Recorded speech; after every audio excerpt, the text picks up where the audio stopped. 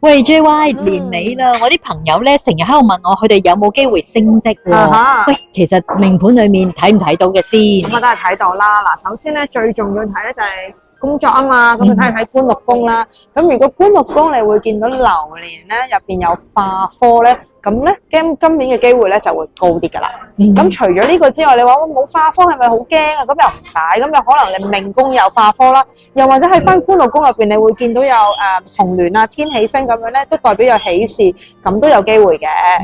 咁如果係化祿咧？嗱，化祿咧就唔代表係升職，反而咧，如果你官祿宮化祿咧，就代表你工作會越嚟越忙啦。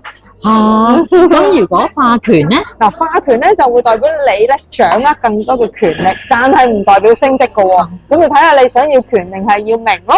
咁即係話個 title 未必有變嘅喎。係啊，冇錯㗎。咁大家快啲嗱睇下自己個命盤裏面有冇頭先 JY 講嗰個星啦，咁就睇下自己今年有冇機會升職啦。係啦，希望大家個個都升職加人工啦。有寫玄學，活學活用，大家記得 follow 我哋啊 ，share、like、comment。